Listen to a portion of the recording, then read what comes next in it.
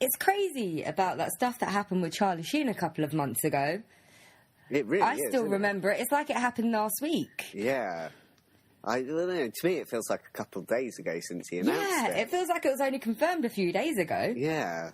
There's been rumours for a while, but it feels like it's only confirmed a few days ago. Yeah.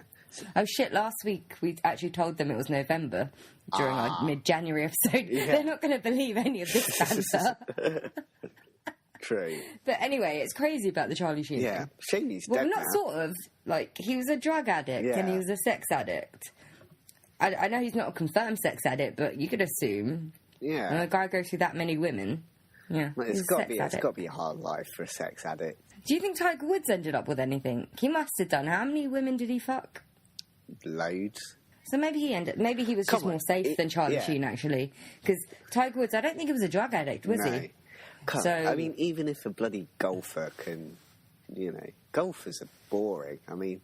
Hey, Tiger Woods was not boring that year that all that stuff came out. His wife was very interesting as well. Yeah. Did she try and run him over with one of those golf I think she buggies? smashed up his car and he ran into a tree or something. Something he like ran that. into a tree. No, he drove into a tree. Oh, right. I might be getting him mixed up with Charlie Sheen. I don't know. Because I think there's something like that happened with Charlie Sheen. Yeah, I think with his ex-wife. I think pretty much everything's happened to Charlie Sheen. Yeah, that's just... to be fair, of all the actors, it's not that shocking as Charlie Sheen, is it? No. He was sort of just asking for trouble. Yeah.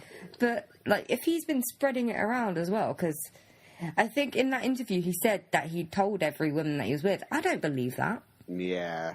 I don't believe that. And I don't believe that he'd use protection all the time, because he's an egotistical twat. And he wants pleasure. Yeah. By all means. And he wouldn't use protection every time. I mean... that's not going to really talk me into bed if you're going to tell me you've got HIV. It wouldn't work on me either. That's not the best chat-up line, is it? But he's a health hazard if he's been going around having unprotected sex while he knows that he's HIV positive. And if he slept with, like, thousands of women, which I think he said he has. Yeah. And if those thousands of women, even if only 10% of them got infected with the virus, and they go around having sex with people as well. Yeah. It's against the law, right, to do that? Christ, all of Hollywood could be riddled with it. No, but do you think the people of Hollywood would have sex with Charlie Sheen? I mean, the only Hollywood actress that he's got in the last 20 years was Denise Richards, and she's not much. Yeah, but the rest are like porn stars and prostitutes. I'm thinking maybe some like the women, maybe. Maybe the porn stars and prostitutes had sex with the other Hollywood men. That would make sense. So let's not have any sex with Hollywood actors then. Yeah. Just in case. Yeah, I mean, that's a policy I've been pursuing for quite a while. I've been following that for a little while as well. Entirely. I mean, we've had the offers, haven't we? Yeah. Every week when a new episode goes out, a new email from Brad Pitt. Yeah. Yes, Lana, Brad Pitt Lana's emails so us. jealous, yeah. Yeah, Brad Pitt emails us. Yeah. But then we're just like, well, Angelina Jolie, didn't she used to do heroin? Yeah. So even if she didn't hook up with Charlie Sheen, there's still the heroin thing. Yeah. And she could have shared needles, who knows? Yeah, and she might try and adopt us, so... Yeah, I'm brown, she might try and adopt me. Yeah. She probably won't try and adopt you, Matt. You're too white and middle class. Oh, well, I'm sure there's someone that will adopt me somewhere. Yeah, maybe. Maybe if you paid them. Thanks for that, Simon. Maybe if you paid them. Just let me down gently, why not? Well, if you let people down gently, I don't think that works very well, because they still have some hope. You have to be harsh. Oh, you just want to crush hope, don't you? No, but you have to be harsh for them to realise. Like, I've done that. I've been gentle with people before, and it doesn't work. It doesn't get through their thick skull, so then I have to be harsh with them. And it doesn't feel very good being mean to them, but it works eventually. Yeah. Either that, or they end up being really shit, and then they get fired. Yeah. Or they get too nervous around me, and they don't know what to say around me. So, yeah, who knows? You're a bit of a monster, aren't you, Carmen? Well, you know what? Someone has to be, all right? Like, you can't... Not everyone in the world could be nice, and no one could be nice 100% of the time. I feel like I'm nice most of the time. It's only with you that I'm mean. Yeah. The poor little orphan. Bullying. This is what this is. You know what? That nostalgia episode, do you want to know where I had to put the intro music? Where? Just before you started talking about your dead mother. Because there was no other place where I could do it. That was like the only gap that I had to put it in because you guys didn't cue in the intro music. So what, you got the intro music? So, like, there's the intro music, and then you were just like, my dead mum.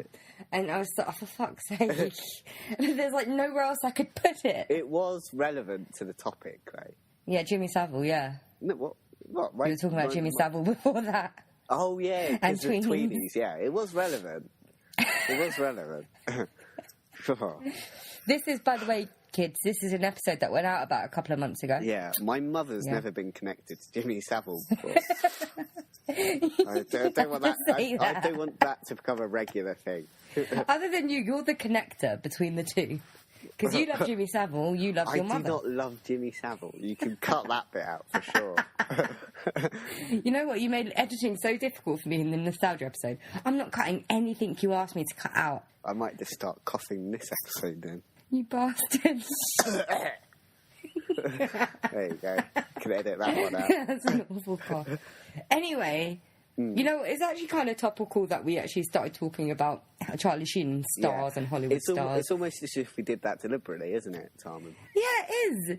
No, it's almost as if Charlie Sheen let that out of the bag deliberately because of this week's episode, which we planned last week. Yeah, he's very dedicated to this podcast. Yeah, he's such a big fan, he wanted to cue us in. Yeah. I don't know what that says about us saying Charlie Sheen is a fan of us. But... Yeah. So this episode, we're going to do it on, like, the death of Olive Thomas and sort of the media circus surrounding it. Yeah. Yeah. Circus. The circus. I like that word. Circus. You know what word you don't like, apparently, according to the nostalgia episode? Oh, I get you. Get ready. Oh, you're doing it. Well, you failed at the nostalgia episode, didn't you? Oh. So intro music, please. Welcome to the Dorks Deduction Podcast, where we talk about stuff. Intro music. So after I've done it, you just do it anyway. Yeah. All right. Well, you left a space, so I thought I'd, do it again. I didn't leave a space. I just finished saying what I was going to say. Yeah, anyway, yours was rubbish, so, I have to do it properly, don't I? You forgot to do it. Like, what happens when I'm not around? That's because Chris didn't give me a chance. What happens when I'm not around? Does it all just descend into chaos when I'm not there to tell you what to do? That was a very good episode. It does. That was brilliant. And Chris did not know Michael Underwood's name, who did Jungle Run, which is the best children's TV show on CITV. Well, was the best children's TV show on CITV that ended 10 years ago. Yeah. I always used to want to do that. Jungle Run? Yeah, Jungle Run. He couldn't remember the name of the presenter. Well, I can't even remember the programme, so... And his wife is called Angelica, not Jessica. Like, oh my God. He was correcting the stuff that we'd said in our nostalgia episode, so I figured I might as well do it. Jesus, we've got a pedantic one here, haven't we? And how did you not remember Come Outside? That's a brilliant show. Come Outside? Yeah, the one with the plane and the dog. Yeah, I didn't remember it when he described it at first. I know the programmes by what happened in them, not their titles. Also, like, I know there's only, like, you two are only a year older than me. Yeah. But I really felt the age difference during your nostalgia episode. Did you? Because I'm just like, I don't remember half of this stuff. And then you were like, tweenies, I was a bit old for it. And I was like, but that's right, my age. That's my age stuff. How was he too old for it? He's only a year older than me. So, yeah, I really felt the age difference, even though it's only a small one. Christ. That's not good. Well, I know of Bodger and Badger, but I don't actually remember listening to it, watching it. And I didn't remember any of the cartoons you were talking about either. Don't you? No. I remember Bill and Ben, the Flower Pot Men. Yeah. But that's about it. So, apparently a year does make a difference. I think Chris knew more about the cartoons. Chris also assumed that you'd watch Terminator 2 when I laughed when I heard that. Yeah. He just made the assumption he didn't really let you... And you just responded, yeah. When I knew... Hold on a second, he has not watched Terminator 2. Yeah, I was just saying yeah to Chris to say, he knew I was still there. Yeah, you do that a lot and it ruins it because it would have been so easy to cut and then you say yeah. And I'm just like, for fuck's sake. I can't just cut that bit out now, and then I cut it out anyway. I'll try not to say you say yeah whenever Chris is saying something as well. Oh, okay. You're a pain in the arse. You two together are a pain in the arse. God. Because you're not. Anyway, that was my feedback. Oh, The thank you. nostalgia episode that went up in November. No, not November. Yeah, at the end of November. Yeah. Yeah. It went up November. Let me check. Probably be one of the most up. popular ones we've done. Shut up. No, the Reptilian Humanoids is the most popular one that we've done. Okay, so I'm talking about the nostalgia episode that went up on the 30th of November, 2015. So last year. Last year, God. Yeah, it doesn't feel that long I ago, know. does it? Only... No, November the 30th. It feels like it hasn't even happened. Yeah. It's weird. I can't. Weird that. Yeah. I can't even remember that happening, to be honest. November the 30th. No, me either. I know it was a Monday because that's the day the episodes seem to go out. Yeah. But I don't actually remember what happened. I'm assuming I must have watched an episode of The Walking Dead because that's what I do on a Monday because it's on the Sunday. Yeah. But other than that, no, I can't recall what happened. Yeah. I can't even recall what happened in that episode I watched on the 30th of November.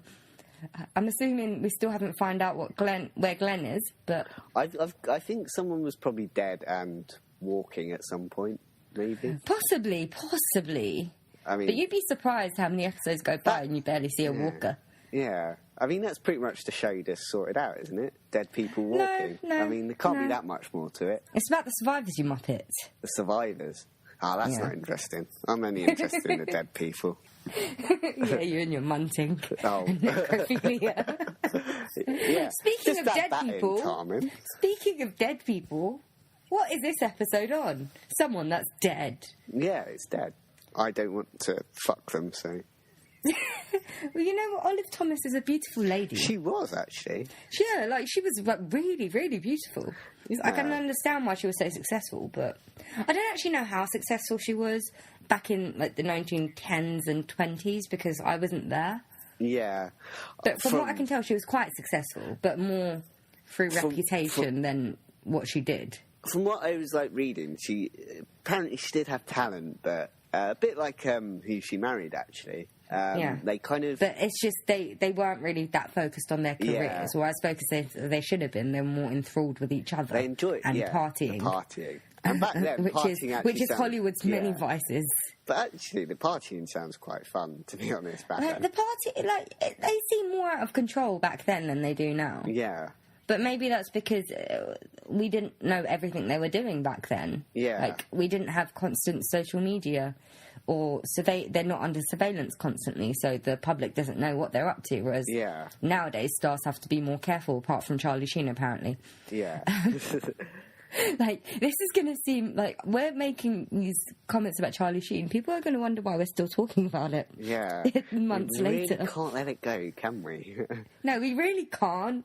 Yeah. It feels like fresh news to us, so we should do an episode on Charlie Sheen. Yeah. We fell under a rock and we missed it all, didn't we, really? Sort of. Yeah. I hit my head a couple of days ago in January 2016 and I lost my memory until about what day is it? 16th of November. Yeah. 2015, so... is it the 16th today? I think it is. No, it's not even the 16th. Till about the 20th of November. Maybe I have lost my memory. I lost 4 days. Yeah, I was about to say that only happened a couple of days ago. I thought that happened a few years ago. Yeah. Anyway, getting back to Olive Thomas. Yeah. So she was a model / actress. She started off as a model. She won the Most Beautiful Girl in New York contest, which is such a good name for a contest, isn't it? Yeah. I mean, it's not long or wordy at all. And it's not an obvious title. Yeah. So she won that in 1914, which kick-started her modelling career. Yeah. And she was one of the early pin-ups as well. She was pretty risque, especially when she fell in with the Ziegfeld crew, which I'd never heard about, but they're sort of like showgirls, aren't they? Yeah, it's Broadway. I can't tell whether he was a director or a producer on Broadway. I think he was a producer. Yeah. I think. But yeah, he could... But all I know is that he fucked all of his women, so... Yeah. Apparently, even though he was married, but of course everyone does that. Ask Charlie Sheen. Yeah. Anyway, so she was a Ziegfeld. Was it Ziegfeld or Feld? It's Feld, isn't it? I would say Ziegfeld, yeah. The Ziegfeld girl. Which they ended up being pin-ups anyway in their own right. And pretty much. It launched the careers of many. Yeah. And also the marriages of many, because they tended to marry rich businessmen, which... It sort of reminds me of, like, you know, Victoria's Secret models and Sports Illustrated models of today. Yeah. They tend to marry old and rich. Or something. Maybe not always old, but they tend to marry very rich. Yeah, I wonder why. Yeah, so they did become pin-ups and sex symbols, and they were sort of objects to be desired. Yeah. So she wasn't known for her talent then, at that point, I don't think, until she got signed to a studio. Yeah. No, until she was signed to a studio. Yeah, because there's one particular, I think one particular artist called Alberto Vargas. He did, like, a painting of, I think it's a painting of her. Oh, yeah. And that's really risque. She's like, yeah, especially for the 1910s. She was topless. Yeah. It was from the waist up and she was topless. Yeah. So, yeah, I think the Ziegfelds were risque anyway, but then they did after shows which were even more risque and rich businessmen went to. So I don't want to know what happened there. Yeah. But I think we could all figure out what happened there if rich businessmen were the only ones that were invited. Yeah. Yeah. Or to be a fly on the wall at that after evening party thing. Yeah. I feel like it would sound like a party at Charlie Sheen's house, say about 3 months ago before all this news came out. Yeah. So his party's going to be pretty dead now, aren't they? Yeah, well, you get some desperate people though, don't you? Yeah, true. Yeah. That means I'll be there then. You might not be his type. You're not blonde with big tits. Well... or actually, no, I don't think it matters what they look like. I think it just matters that they have a vagina and they think that he has tiger blood. Well, he has infected blood, but not tiger blood. He's not winning That's an insult to tigers at this point. Yeah. He's not winning anymore, though, so... No, he's not. Well, back to Olive Thomas. He'll be losing loads of lawsuits, won't he? Yeah, probably. Anyway. we really should move on from him now. We'll designate an episode to him 6 months after it happened. Yeah. What we predict the aftermath will be. Yeah. Anyway, so she was a model and a Ziegfeld, I keep saying Feld girl, and she ended up signing to a studio in 1916. Yeah. I've got an interest. Apparently, in a 1919 magazine article, she claimed that she simply went up to Ziegfeld and asked for a job without even introducing herself. Yeah, but then also Vargas? Was it Vargas? Yeah. Yeah, I think he said that, no, he actually wrote a letter to Ziegfeld. Yeah. Asking for a job for her. Yeah, you do get a lot of stories like that, though. Yeah, you do. People who claim I don't really know who's true. Who's true, who to trust. You get people... But it doesn't matter, she got the bloody job. Yeah. And she banged Ziegfeld a lot until he wouldn't leave, until she... I think she wanted him to leave his wife for her, and he wouldn't. He wouldn't. So he was loyal to his wife to some degree. Even though he was having sex with literally everyone else. Yeah, literally everyone else. So, anyway. Lucky wife he's got there. Pardon? Lucky wife he's got there. Yeah. In 1916, she started her film career, which ran into her death in 1920. I don't think her films were released posthumously, were they? No. They were all released during her lifetime. They were all released, during her lifetime. Yeah. And she actually has 24 credits to her name. That's a lot for 4 years. Well, yes and no. Back in the silent era, it wasn't unusual. You could, there's one... actress. I know you're contracted to certain studios and you get paid a certain amount, a certain salary a week. Yeah, but there was one actress, in 1925, I think they made God knows how many films alone in a year. I mean, it's loads. So it's not... Really? Because I figured there'd be fewer movie releases back then. There was actually, I think, probably more, actually. Really? Yeah. But I guess they were shorter as well, and they weren't as time-consuming to film. It's just the editing process. But then, at that point, they would have had the editing process down for silent films, right? Yeah. Okay, that makes sense.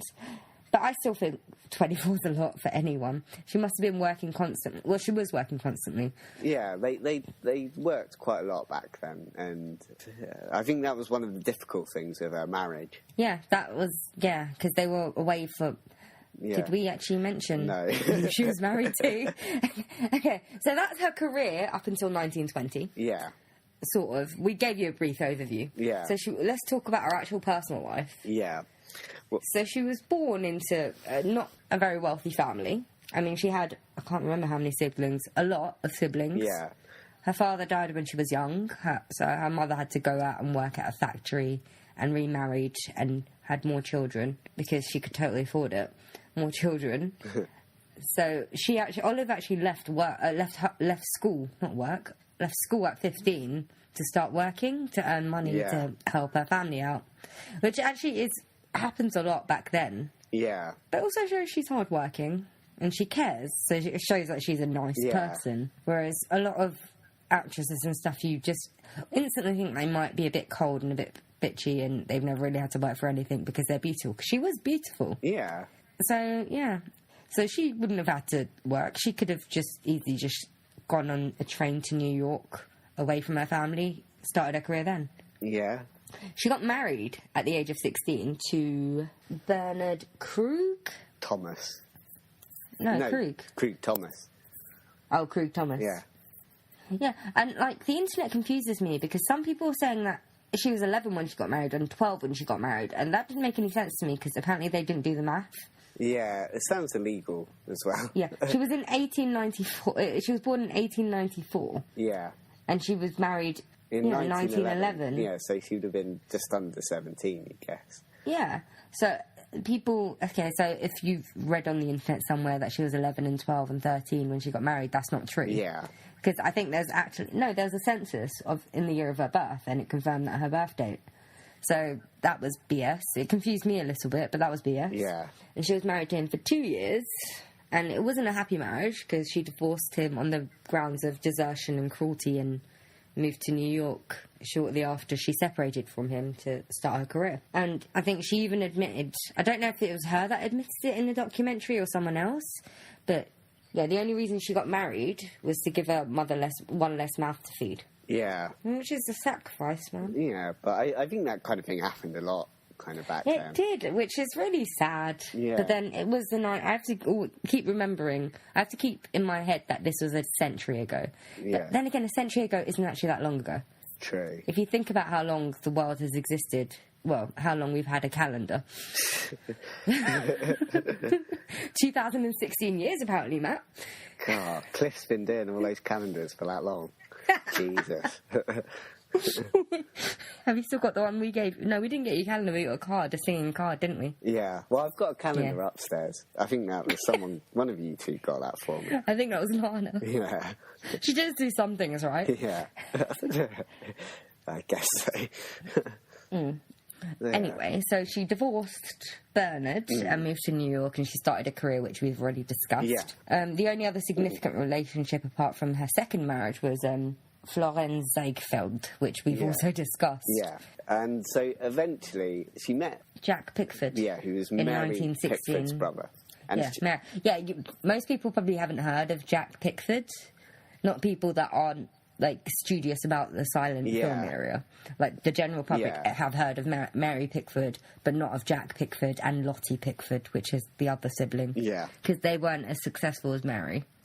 But they were plagued by just the same demons, probably worse. Yeah, because their father was an alcoholic, and I think that's proof that like alcoholism does run in families, their family. Yeah, because all three children would go on to be alcoholics themselves. And I think in all cases it led to their death. Yeah, well, like Mary Pickford, she did live for quite a while longer.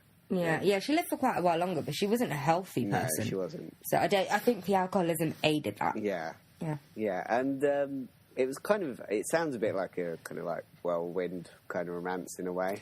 It was, but that was what stuff was... That's how it was back then. It seems weird to us because now people have relationships for so long before they get married. Yeah. But it wasn't that long ago people were meeting and getting married within like a year. Yeah. And settling down and having children because that's what people were supposed to do in that time. Yeah. I mean, they didn't have children, but that's what people were supposed to do in that time, was to get married. Yeah. Either that, if you leave it too long, people are going to wonder about you. But, yeah, they did seem to have, like, from what I've read, they had a very fiery love.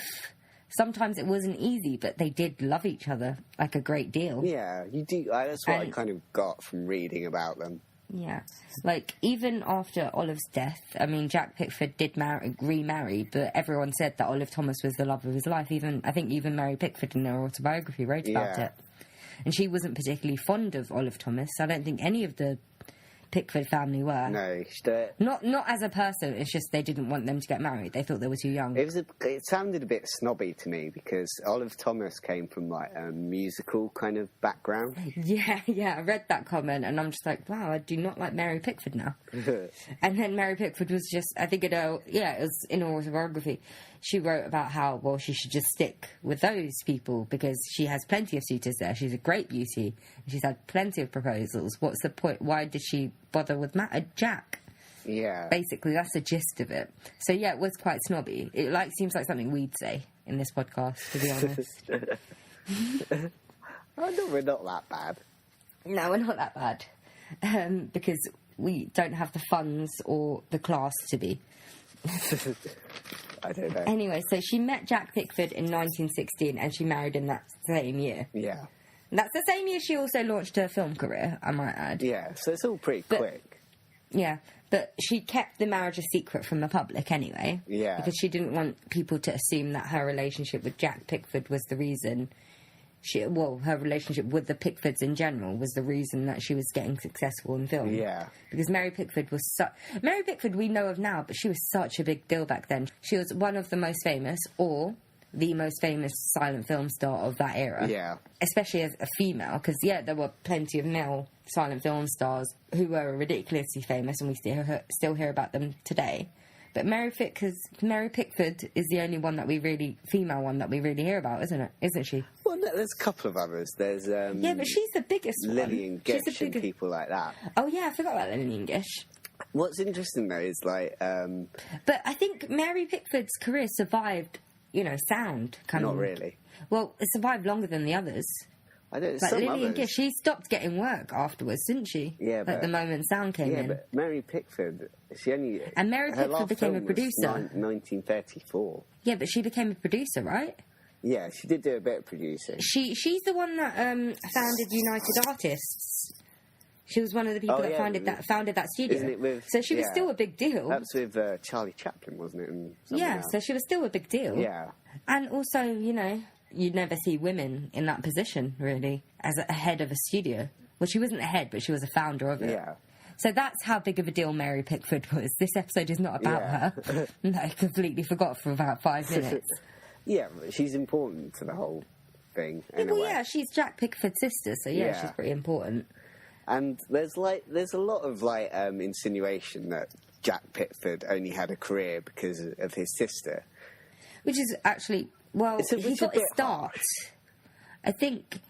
Well, no, they all got the start at the same time. It's just Mary ended up being more successful as a child actress, and she got him and Lottie work. Yeah. And got him the contracts, but then he still had to work for it.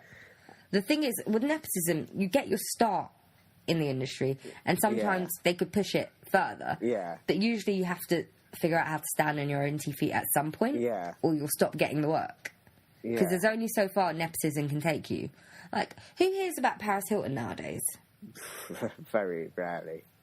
Yeah, and the same with Gwyneth Paltrow, because she definitely got her start from nepotism, and then she did a slew of movies.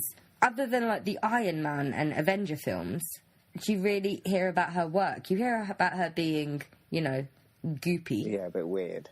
And I know last week I did say that I wouldn't say that about people, but I don't care if she knows that I said that, so that's fine. If she confronted me, I'd probably say it again, and she probably wouldn't care because she's stuck up and she probably wouldn't even acknowledge my existence. True. I really don't like Gwyneth Paltrow. Yeah, I was kind of getting that feeling.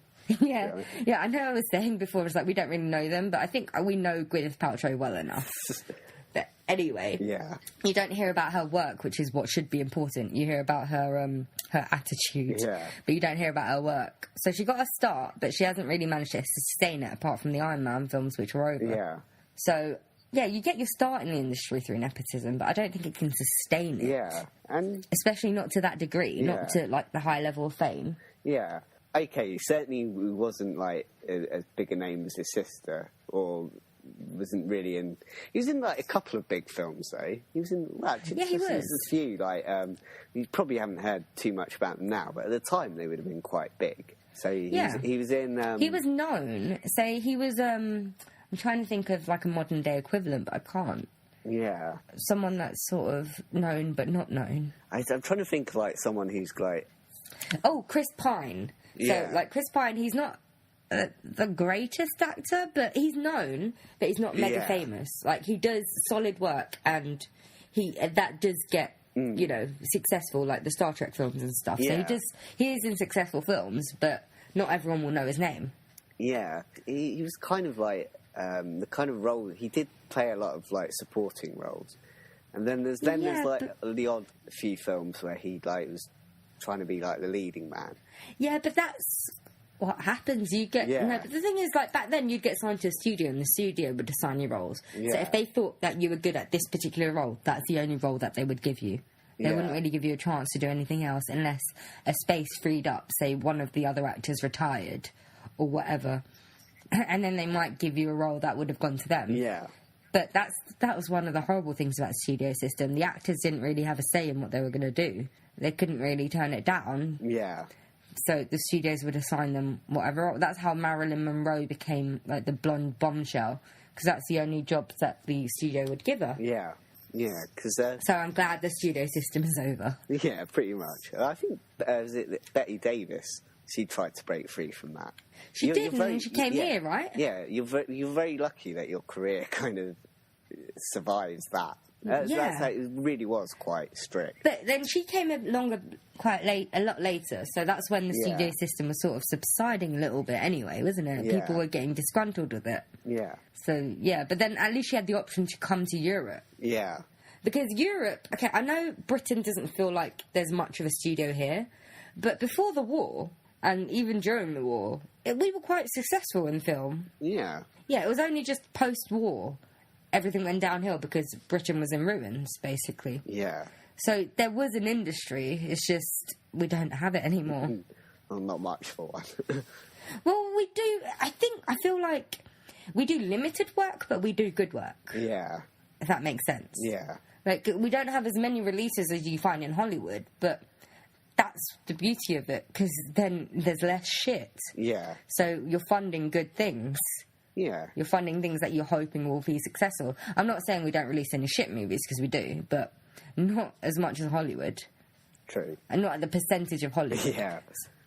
So I think it's good. I mean, there's less work in the industry, but it's sort of good because if there's less money, you're going to be more, careful with it. Careful with the way you put it. Yeah. What were we talking about? Olive Thomas. Olive Thomas. Well, Jack Pickford, actually. We actually just got onto how they got married, right? Yeah. In 1916, and they kept it a secret so she wouldn't think, people wouldn't think that she'd gotten where she was through nepotism. Yeah. That was the gist. That's where we got to with Olive, and then we were talking about Jack a little bit. Yeah. So they were kind of like, there's the similarities between them in they're both their dads kind of. They weren't present in their lives. Because Pickford's dad had left the family, hadn't he? From what I remember. Yeah, he had when they were fairly young. Yeah. And that's why they had to sort of go into the industry, actually. Yeah. Well, I think they were actually panhandlers for a while, and they got spotted by an agent and they signed them. So they got really lucky. Yeah. I mean, I think that's what's great about these kind of like stories of these kind of actors back then, is that it's like kind of they're going from like, relative poverty to...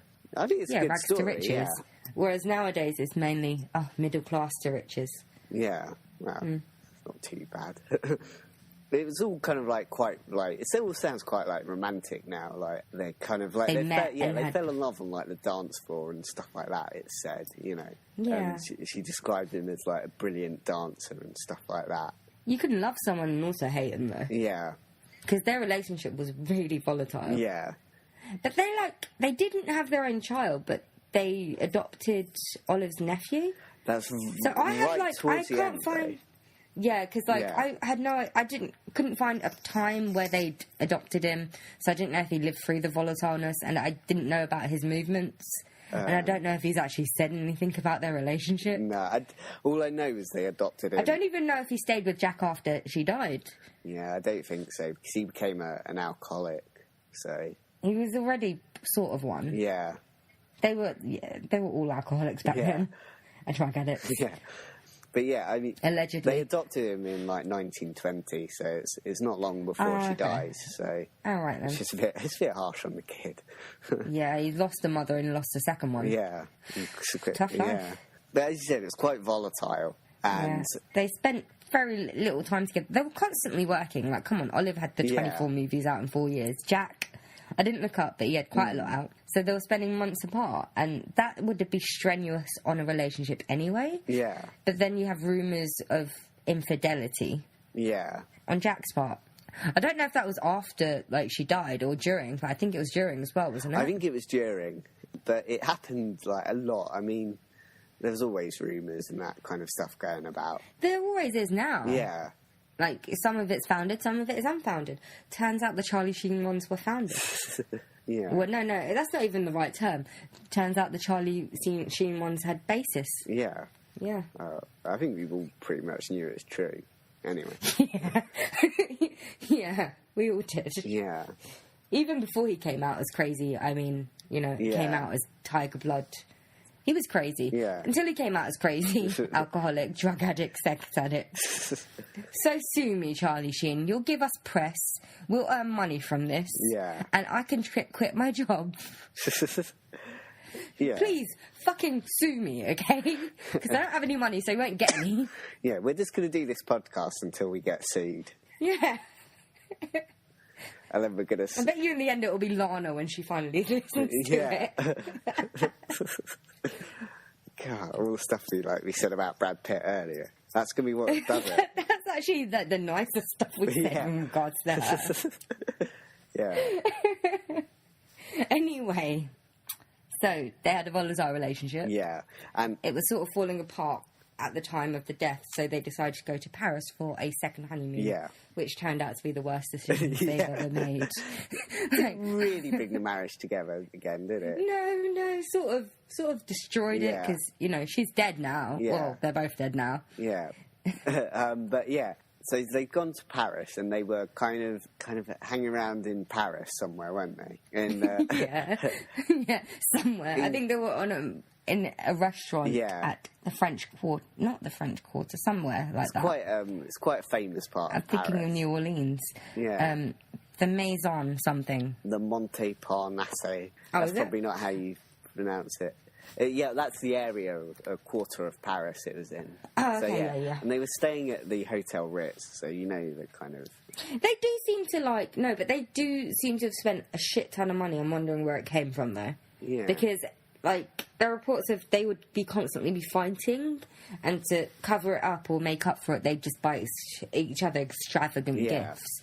So if they were constantly fighting, constantly buying extravagant gifts, and staying at the places like the Ritz, I'm wondering how and overindulging in substances, possibly. I think they were just paid a lot. She was getting paid. I think at her death, she was getting paid $2,500 a week. Yeah. So is that a lot back then? That adds up. Yeah, well, it is compared to now. I mean, that would have been... for stars. Yeah, I mean, you get... what's 2,000 back then? No, I know it's a lot today because of inflation and stuff, but back then, for stars, for actors, was that a lot of money? I mean, there's probably... Mary Pitt was probably getting paid more, but it's still big money. Okay. All right. And then you've got two incomes as well, so possibly that works out. Yeah. So, it was quite an extravagant lifestyle. And, I mean, the Ritz is pretty much synonymous with kind of glamour and... Yeah, I feel like cheap just walking past the Ritz, to be honest. Yeah. Or going on a bus past it. I'm just like, shit, I'm in front of the Ritz again. My hair looks like a mess. Why am I wearing this shirt? Yeah. These shoes are falling apart. Yeah.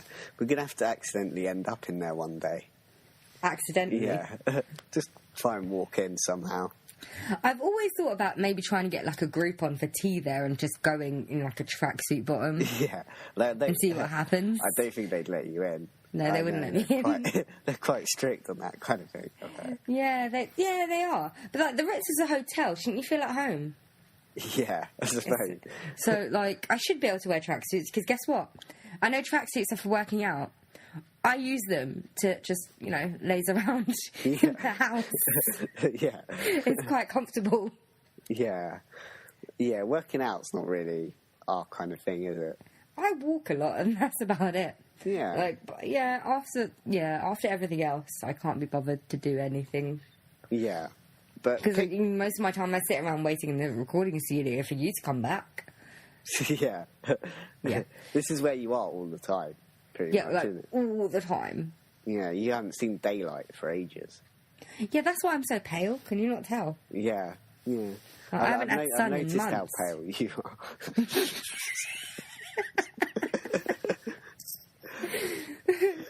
Anyway, they were staying at the Ritz in Paris. And they'd gotten home about 3 a.m, I think it is. Was it 2 or 3? 3. 3 a.m, and both of them were intoxicated, as they would be, because they like to overindulge. Yeah. And according to Jack, they had some packing to do because they had to leave in the morning, but then they were both too exhausted. They decided to sleep and wake up early and do it. So he'd gone to bed. Yeah. And then he just heard, my God, coming from the bathroom. So he ran towards... I've forgotten her name, Olive. He ran towards the bathroom to Olive and realised she'd drunk poison. Yeah. I forgot, what's the name of it? Let me get it. It's here somewhere. Well, I wrote it somewhere. I can't remember where I wrote it. Can't say. Bichloride. Bichloride. Yeah, mercury. They thought it was just poison, some sort of toilet solution. Yeah. Turns out it was mercury bichloride, which is a hell of a lot worse. Yeah. So he did try and make her throw... And it was a liquid solution, which is a lot worse than tablets, because tablets you could throw up fairly easily, whereas a liquid, it's harder. Yeah. So he was trying to make her throw up. He called the doctor. He pumped her stomach, 3 times. Yeah. I don't know how he did it in the hotel, but apparently he did it. Yeah. He pumped her stomach, 3 times, and eventually she got moved to the American Hospital of Paris. Yeah. And 5 days later, she passed away. Yeah. I should mention the mercury bichloride solution was actually medication for Jack's syphilis. Yeah. Yeah. That might come into play a bit later. Yeah. I like you sound of that. I like how that sounds like it's his pet or something. The mercury bichloride. No, syphilis. Jack's syphilis. Jack's syphilis, yeah. Yeah, which he brought to Paris with him. Yeah. Okay, so we've established that she's dead about 50 fucking times this episode. Yeah. So there's not so much a mystery surrounding her death, rather than loads of theories. Yeah. And the theories were brought on by mass media speculation and sensationalism. Yeah. Which is the first of its kind. Yeah. It's regarded as one of Hollywood's first scandals. Yeah. But I don't understand how a woman dying is a scandal. It's only a scandal because you made it so. Well, that's the point that I was reading about in one article. Because actually, the New York Times in particular, what's actually interesting to point out is that although the press reporting of this, it's not as obvious as it would be today. They're not going directly out there and saying that he killed her. What, back then? Yeah. Because they were going directly out there and saying that. They wouldn't do that today because they could get sued. Well, no. Whereas back then, I don't think it mattered. So should we go through some of the rumours first, and then we can talk about the media surrounding it? Yeah. I've got a list of them, or do you want to go through it? Well, I got one that... do you want to say your one, and I'll say the rest? The one that I got was that... she committed suicide. Yes. Because Jack had passed her syphilis, his syphilis, onto her. There's actually two suicide theories. So there's that one, and then there's the one about Jack's infidelities. Yeah, which certainly wouldn't look good on him. Either one of them, actually. Yeah. But then having syphilis, I feel like it would destroy her career rather than it would destroy Jack's. Yeah. Because, even nowadays, females are not on the same level as men, especially in Hollywood. Yeah. Charlie Sheen got away with so much shit that Lindsay Lohan's been doing, and neither of them deserve to have a career. In my eyes, neither of them deserve to have a career. But Charlie Sheen still gets work and Lindsay Lohan doesn't. Yeah. Charlie Sheen is just the theme of this episode. Yeah. Anyway, and we've also got the Jack's infidelities, but that had been going on throughout the marriage. Yeah. Well, the rumours of it. And I don't think it was confirmed, but he does seem like he was... Because he seemed to... Even though she was the love of his life, he seemed to move on fairly quickly. Yeah. Yeah, so... But then again, people did that back then, which again is strange for me. Like, they get widowed and, like, 2 years later, they're married to someone else. I think that back then there was a lot of pressure to be married, though. Yeah, I guess. But even, like... Even up until, say, the 80s and 90s, people were still doing that. Yeah. I still find it weird. Yeah. Like, 'cause didn't Nigella Lawson marry someone else 9 months after her husband died? And that was only about 10 years ago. I think it just happens. I mean, it's weird for some people, but for others, I think it's you know, it's, I suppose, natural in a way. I guess, but it's weird for me. Yeah. And that's what matters in this podcast. Yeah. Okay, so that's two of the suicide theories. Yeah. There was rumours of some sort of a drug addiction. Yeah. And possibly it could have been an overdose. Yeah. Which is feasible, but who overdoses on syphilis medicine? Yeah. Unless she took the syphilis medicine to cover it up or something, but then I guess he could have paid off the autopsy and say that it wasn't... Actually, I don't know how good were toxicology reports back then. Yeah. It can't have been as good as now. Yeah. Because I think that was just sort of starting, was in the late 1800s and early 1900s, was... You know, but also the chemistry and biology of But also, like, I don't think her drug addiction was much of a secret. Well, the fact that she took drugs wasn't that much of a secret. All of them took drugs. Yeah, pretty much all of them took drugs, but she seemed to still be able to function and stuff. Because she did 24 movies in 4 years. I'm just going to keep going back to that. You can't do that if you're having a debilitating drug addiction. Like Marilyn Monroe couldn't keep up with it. Like, she was always showing up late or not showing up at all. I don't know. There's one, like, German filmmaker. He was pretty much on drugs for most of his life, and he made, like, 40 films in an 18-year career. But then some people can function with it, and some people get accustomed to... Yeah. Some people can function with it, and some people get accustomed to using the drugs, and it doesn't really affect them harshly or adversely.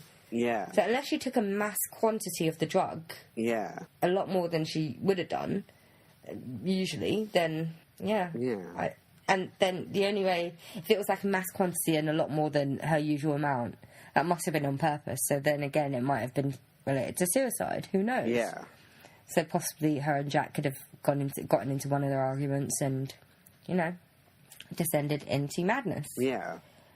There's also another thing that I have written down called drug-fueled orgies. Yeah. I mean, I don't know how that leads to the death, but... Apparently I read it somewhere and wrote it down. What I think they mean by that is that she died during, like, an orgy or something like that. Well, like Keith... Was it Keith Carradine? Well, we don't know if it was an orgy, but he was kind of thing. In the middle of a sex act and there was definitely someone else there. Yeah. It's just they can't confirm it. Yeah. But I can say that, apparently. Because I know... Because whilst they're probably taking cocaine, and that affects your heart. So yeah, she it could does, have just doesn't it? had a heart attack. And you've got, you know, if that happens during an orgy, you've got those guys thinking, shit, we've got a dead body on us now. Yeah, pretty much.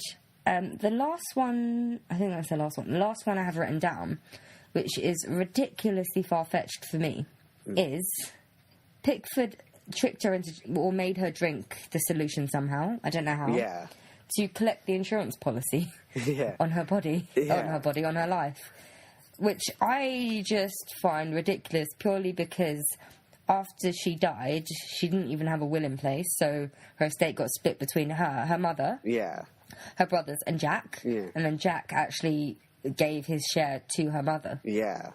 So I think that negates the whole he did it for the money thing. Yeah. I mean, it's not a specific, particularly successful way of getting the insurance money, in that he doesn't get it at all in the end. Yeah. Well, no, that wasn't the insurance money, so who knows about the insurance, but that was the inheritance. And her inheritance was about 27,000, so in today's money that's well over 3,500. Yeah. Not 3,500, 350,000, well over 350,000. Yeah. So that's a lot of money, so if he really needed the money, he would have kept that inheritance, because he was entitled to it. But so why not? Also, he could just go, he could just go to his mother and ask for money. If he really needed his sister, it. And he'd get it. So... Yeah, exactly. It just doesn't seem very plausible to me. Yeah. Also, it could have... there's other theories saying he could have done it because they had an argument, or she could have tried to commit suicide because they had an argument, but Fargo... No, they were with a friend. I can't remember his name. I had it written down somewhere as well. Owen Moore, was it? Yes, yeah. Owen Moore. Okay, so there were rumours... Well, there was theories that they'd had an argument and he killed her by making her drink the solution, or she committed suicide because of it. But they were actually in Paris on the second honeymoon with a friend... apparently, which is not weird, a friend which was a former brother-in-law of Jack Pickford, Owen Moore, and he testified that they were actually in good spirits, they didn't have any arguments, which, well, they could have had an argument when they got back, I guess. Yeah. But then we've got the timeline issues, wouldn't we? Yeah. But if he's testifying that they hadn't argued, and there's no way that could have happened, I'm just going to say, okay. Because I really do think they loved each other. Yeah. Yeah, it was a volatile relationship, but they did love each other. Yeah. And, like, there's no evidence of physical abuse, is there? Yeah. I mean, sure, we have the infidelities. And would Olive stick around for that? Because she left her former husband because of cruelty and desertion. Well, I know that Jack Pickford's, his other marriages ended because there was talk that he was personally quite cruel to them. Yeah, that might have been because I think his alcoholism got worse. And also, he could have been actually quite affected by Olive Thomas's death. Because everyone said that he never got over it, and she was the love of his life. So that could have an adverse effect on the relationship. All the other relationships, the marriages with Jack Pickford, they were quite short, weren't they? Yeah, I mean, they were literally like 2 years, I think. Yeah, so this one lasted 4, but that was only because she died. Yeah. I mean, they were trying to maintain a relationship, so he was putting effort in. Sure, he might have been having affairs, but he was putting effort in, and he'd taken on her nephew to raise. I don't know where he was at this moment in time, but they'd taken him on. I find it weird that they left the nephew and brought a friend along to their second honeymoon. I'm not sure the nephew would have done so well at the champagne and cocaine orgy, so... The alleged champagne and cocaine orgies. Yeah. Well, they were definitely drinking. He didn't deny that. Yeah, no, but drinking wasn't... There was no prohibition then, was there, in Paris? Nah. No, so it was fine. There's nothing wrong with getting a bit drunk with your husband and going back to your hotel room. Yeah, but maybe yes with your nephew. Yeah, that's true. Yeah. Unless they brought a childminder along and he stayed at the hotel. Yeah, maybe. Yeah. Anyway, I think that's all the theories surrounding her actual death. Yeah. But they're not even really theories. They're the rumours that the press have pushed. Yeah. That sound like Ian McKellen to myself then for a moment. They're the rumours that the press have pushed onto the public. So media sucks, basically. That's what this episode was about. Yeah. Because literally, I mean, there's like no evidence surrounding this theory. No. Yeah, we know that they did drugs and drank, and we know that Jack might have had infidelities, but that's rumoured for the course of their whole marriage, not just... I don't understand why they would just blow up. Actually, I guess it could build up over time. Yeah. Like the stress of his infidelities, and they could just blow up. But if they seemed in good spirits, and this was their second honeymoon, and they're trying to salvage their marriage rather than destroy it, I don't see how they would have had the argument about his infidelities at that point in time. Yeah, it doesn't, ring true to me, really. Yeah. And I don't believe that Jack would have wanted her death. Because, they clearly did love each other. Yeah. And in Mary Pickford's autobiography, which is a lot of material for us, isn't it? In Mary Pickford's autobiography, she actually said that Jack had admitted to attempting suicide on the way back to America after the death with the body. Yeah. He didn't do it because he didn't want to leave his family, though. He couldn't leave his mother and his sisters. So if someone is giving up... He couldn't bear the thought of living without her. Yeah. I don't think there's any way that he would... Well, I guess you do have some instances of that happening, but I don't see any merit of him actually having any involvement in her death, other than it was his syphilis medication. Could you imagine how guilty he must feel? Yeah. Maybe that's one of the reasons. Because he didn't kill her. He probably didn't kill her, but it was his medication that led to her death. Maybe that's why he descended into that alcoholism and became brutal to his wives. Yeah. I think there's probably a little bit of guilt there. because that I would, if that was me, I would just feel constantly guilty. I would probably lash out at my future partners just to get them away from me subconsciously, because I basically killed my former wife. So I would understand him feeling guilty, because even though he didn't actually directly kill her, he would probably still feel that her death was because of him. Yeah, I think you could also feel a bit guilty about like the general kind of like lifestyle. Yeah, that probably didn't help. Yeah. I mean, if she was drunk, she might have been able to notice that it was a bottle of poison. Yeah. Or like, I don't know how good her French is, but like you've got the I'm assuming they still had the symbols back then, right? I really don't know. They might not have done. Well, Jack knew it was poison. Yeah. But then Jack also didn't know that it was toilet. It wasn't a toilet supply thing. How did he not know that was his own medicine, actually? Yeah. Unless it was put in a different bottle. So it must have had the symbol with poison, and if he didn't know it was his syphilis medication, yeah, but he knew it was poison. Yeah, that bit is a little confusing, because there was a little bit of like the testimonies different, like when he described what happened, there's like some inconsistencies. Like he said it was toilet cleaner or something like that. Yeah, he thought it was toilet cleaner. Well, because I guess he assumed it was toilet cleaner because it was in the bathroom. Yeah, like I would as well. Yeah. So I don't think inconsistencies show signs of guilt. Not necessarily. Because it was like probably manic. He was like, it happened like just after they got home. Yeah. He was still half drunk and he was trying to go to sleep. Yeah. So he was probably in a bit of a daze anyway. Yeah. And his wife has just drunk a bottle of poison. Yeah. So he's not going to be in the right frame of mind. Yeah. You can't expect someone in his frame of mind to give an honest and full testimony, because he won't have it. Yeah. Anyway, the actual official cause of death was like suicide. Not suicide, sorry. Well, no, that's another theory I'm putting out there. No, accidental death by mercury bichloride. Yeah. So that's the official one. Yeah. Yeah. Because basically one of her organs failed, didn't it? That's how she... No, it was the kidney, because that's what... paralysed. The actual cause of death was acute nephritis, which is basically kidney failure. Yeah. And organ failure. Well, it leads to kidney failure and organ failure. And once your kidneys are gone, I don't think they had dialysis and stuff. They wouldn't have had dialysis back then, because that's fairly new. And it would have been hard to find an organ donor, because this was 1920. Yeah. They'd have to do the proper rigorous tests. Even now it's hard to find an organ donor. Could you imagine how difficult it was in the 1920s? Yeah. And we don't know how much the rest of her body shut down, but... So, I mean, because they were actually saying,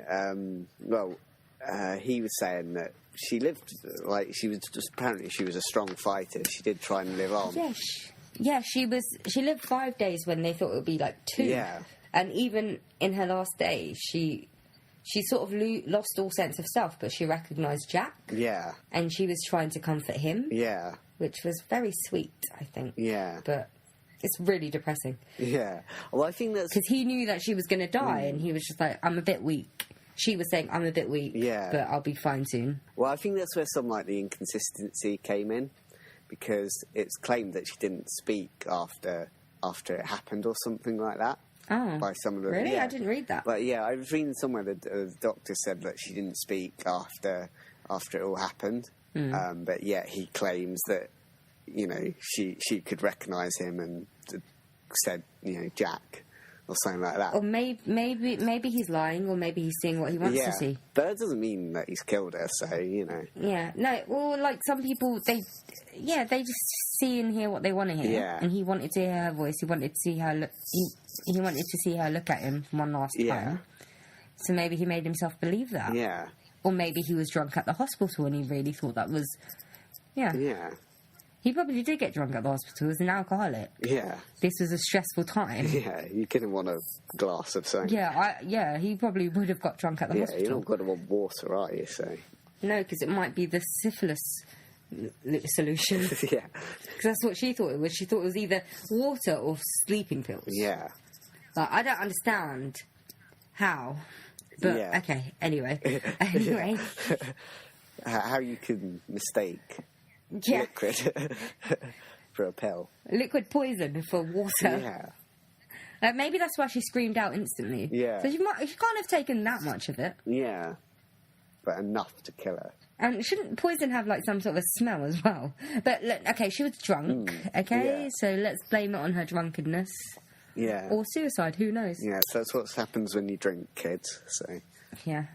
But basically, there's not really a theory surrounding her death for us because we negated every single theory. Yeah. And they're not even valid theories. It's the rumour mill going to overdrive. And the media loved it because they never got press like this before. They never... I think that's probably when tabloids started. And they started talking about people, like actors and actresses' personal lives and all the morality and everything like that. So this whole thing probably kick-started it. And then you had the Fatty Arbuckle incident a year later as well, which didn't really help. Yeah. So basically, this tragic death is why we have people like Perez Hilton and TMZ and Page 6 and Heat magazine. Yeah. I can't. That's some of the tabloid ones. I don't really read them because they're all BS. But so Hello and all that other rubbish. Basically, any trashy magazine about celebrities, even if they say, even Vanity Fair, it seems like it's a tabloid sometimes. Yeah. Like even the ones that seem like they're actual newspapers or magazines, there's a lot of trash in there. Yeah. So basically, all media. Pretty much. Like, the New York Journal was writing about this stuff, wasn't it? Or the New York Post, one of them. The New York Times is... Well, that's what... Same thing. The New York Times... That's supposed to be a broadsheet newspaper as well for, like, actual news. Well, the New York Times was really hard on Jack Pickford. I mean... Because, as I say, it never actually went out fully accusing him of doing it, but it was definitely insinuated in there that... Because every story needs a villain, and he was there. Even in like his obituary, some years later, they didn't really talk much about his career. They just talked about the fact that his wife had died with him in Paris, and maybe he did something to piss the editor off. Well, what's been suggested is that back then you're either a supporting actor or a leading actor, and if you tried to go from being a supporting actor to a leading actor, some of the papers wouldn't like it. Really? Yeah. That's a bit odd, but okay. Also, maybe it's that idea you're trying to overreach yourself. You should know your place. And you should stay there. Because it's 1920s. Everyone had to know their place in society and not try and leave it. Yeah. So okay. Media is shit, basically. Yeah. So it's a bit. But I found it funny that because of this, like, I think because of this and other incidents that happened afterwards. Yeah. Like the audience, so audiences of film-going audiences, they sort of were up in arms about morality. Yeah. Because of the rumours that came out around her death. So studios had to incorporate morality clauses in their contracts when signing artists. Yeah. I'm just like, what are they going to do? Fire her after she's died? Yeah. And it was still a rumour as well. It's just... Yeah. I know that happens now, but they don't have actual morality clauses. Studios just fire them. Yeah. I just find it so funny and the media so shit. Yeah. Yeah, because... like, someone died tragically. Yeah. And it was an awful thing to happen. She left behind a husband and a nephew who'd already lost a mother. Yeah. They don't need to be reading this shit. Yeah. Let the police do their investigation. If he did something wrong, hopefully, fingers crossed, justice will be served. I mean, sure, it doesn't always happen, but they shouldn't be able to comment on cases like this, because they're not allowed to now, are they? Like, if it's an ongoing investigation, they're not allowed to comment about it. Well, I don't know. I think there's limits to what they can say, but they can still find a way of... insinuate. I guess they can still insinuate, but they shouldn't be allowed to, especially if someone's died. It's horrible anyway. Yeah. I mean, but they just jumped on it like it was a piece of meat, and she was a piece of meat. She was a story, not a person. This is a problem with, like, a lot of celebrities. It always annoys me that they go after, like, actors and people like that. Yeah, and we've talked about this a lot. We seem to defend actors a lot and then end up insulting them. Yeah. So we're really conflicted. Yeah. Like, last week I was defending actors, and this week I was just ripping the shit out of Gwyneth Paltrow. Yeah. And, like, Charlie Sheen, but he sort of deserved it if he's been going around infecting people with HIV. Yeah. Allegedly. Yeah. Allegedly is back. Yeah, allegedly. I think we should just say that at the beginning and end of every episode. Yeah. Just in case anybody of merit listens. Yeah. So anybody other than Yulia listens. God. I don't think there's much more we can say about this other than the media's Although shit. it's interesting to note that Pickford, he had a reasonable kind of career afterwards. It wasn't. He was still in some pretty big films. Said, you wouldn't. I mean, like some people wouldn't get any work these days if you had that kind of. Yeah, but like I said, it happens. Like, men are on a different level than women. Yeah. Like, they could fuck up royally and still keep getting work. Yeah. And it does happen sort of nowadays. Remember Natalie Wood in the late 80s? Oh, yeah, Robert. When she died. She died mysteriously on a boat with Christopher Walken and her husband. I've forgotten his name now. Robert Wagner. Yeah. So, Christopher Walken and Robert Wagner, they were involved in that case. And it was a mysterious death. Yeah. There was a gunshot, and then they said she was drowning. She drowned. And she's always been afraid of water, so why would she actually go anywhere near the side? Yeah. But they were there, yet they still got really decent careers. Yeah. So it's a different game for men than women. Yeah. I'm just going to say that. It's like, it's sexist, but it's true. Is that men can overcome anything. Yeah. Like Robert Downey Jr., good actor, right? But think about all the shit he did while he was high. Yeah, a bit of a cokehead. If that was a woman, they would never have gotten over that. Like, Tara Reid, not a great actress, but she was like, in the early noughties, she was coming up as a sex symbol, so she could have been that kind of actress. She wasn't really a drug addict. I think she just parties a lot, and she never got over that reputation, and she stopped getting work. Do you know what? I think the saddest ones were Winona Ryder. She only did was a bit of shoplifting. Yeah. Which, it's not... And she got caught and paid for it. I mean, shoplifting, it's not as bad as, like, some of the drug stuff some of the others get up to. But, I mean, she's been in, like, the odd film or so, hasn't she? Yeah, but, like, tiny roles. Yeah. Like, she was in Star Trek and she played Spock's mum. Yeah. But she was only in it for 5 minutes. Yeah. And she got the role of Spock's mum when she's probably around the same age as the actor. Yeah. Which, again, that's another story for another day, the ageism in Hollywood. Yeah. Ageism and sexism in Hollywood should just be like a month-long episode, a month's worth of episodes. Yeah. Well, Winona Ryder's a decent actress, though, as well. She was a decent actress, It's not as if she's like Lindsay Lohan. I mean, she did have that small role in Black Swan as well. Yeah. But then also, it's not just because of what she did. Again, like I said, ageism when it comes to females in movies. Like, she's above a certain age, isn't she? Approaching 40, or she's at least something around that age. At least late 30s. Mm. So there's no work for her anyway. Yeah. There's genuinely no work. Once you hit the 30s, the roles do start drying up. Yeah. And it's only a few select actresses that get those roles. Yeah. First of all, there aren't many roles for women behind the camera. There aren't many roles for women in front of the camera. And even the roles in front of the camera, they're limited to playing the much younger girlfriend or, you know, the mother. There's not really that many leading women. Yeah. Like, other than the Hunger Games movies, I guess. Yeah. And Twilight, but we will say nothing of Twilight. So it's not just about her mistake, it's about the sexism and ageism in Hollywood. Hollywood's always been obsessed with youth, though, hasn't it, though? Really? It has, but it doesn't affect men as much as it affects women. Yeah. Because men, they can get movie roles up until they die, whereas a woman, no. Other than Meryl Streep and... who's Warren Beatty's wife? I've forgotten her name. Annette Bening? Benign? No, Benign. Annette Bening. That's the one. Annette Bening. So Meryl Streep, Annette Bening, Jessica Chastain now, because I think she's almost 40. She does not look it. I thought she was like early to mid-30s. Apparently she's almost 40. Yeah. So Jessica Chastain. I'm talking about actresses that get decent roles, by the way, not just actresses that get roles. Who's the other one I'm thinking of? She's another ginger-haired one. She's a bit older, though. Oh, Julianne Moore. Yeah, that's the one, I think. Yeah, so they're the only ones that seem to be, off the top of our heads anyway, seem to get decent roles in movies, even though they're of a certain age. Well, Jessica Chastain, I guess we can take away, because she doesn't look 38. Yeah. She still looks really young, but she gets decent roles. And everyone else, every other female actor is relegated to the sex symbol part. Yeah. Well, I guess... Well, I was going to say Jennifer Lawrence, but she's not of a certain age. She's of the prime age of getting acting work.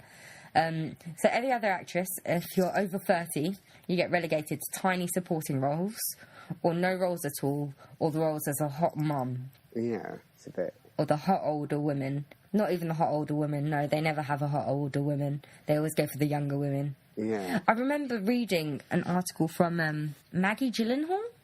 Oh, yeah. She's about 37, right? Yeah. So she went into audition or read for a part of the love interest of a man in his 50s, and they said she was too old for that, a man in his 50s. Yeah, she's 37. Yeah. And she looks her age, which is fine. Like, 37, I don't understand why people think that's ancient, and it's not. She's young, fairly young. Yeah. And this guy was in his 50s, and she was too old to play his love interest. Yeah. It was ridiculous. Again, no, we should save this for another podcast episode. Yeah. And that will be like the most feminist episode and most serious one that we have. I should just leave you and Chris alone to do that. What, just us two doing it? yeah, do the feminist episode about sexism and ageism in Hollywood. Yeah. Anyway, so I think we there's not much more we could say about this other than the media is shit, which I said about 10 minutes ago. So I think we can actually wrap this up. Yeah. Right, so I hope you enjoyed it. It was less about the death of Ollis Thomas and more about the life of stars of the 1920s, And 10s and 20s of the silent film era. And the media. And the media. But we hope you enjoyed it. Yeah. So I bid good day to you because I have to go now. Yeah. Me too. Au revoir. Au revoir. But, because she died in Paris. Yeah. Chien, just because. We keep it topical, don't we? Yeah. And then I have to add Chien at the end. It's like, what's a dog got to do with anything? All right, goodbye. Okay. Un poulet. Goodbye. I don't know fuck off in French, so... Merde means shit. Yeah. M-E-R-D-E. So, merde, you shits. Yeah. All right, goodbye.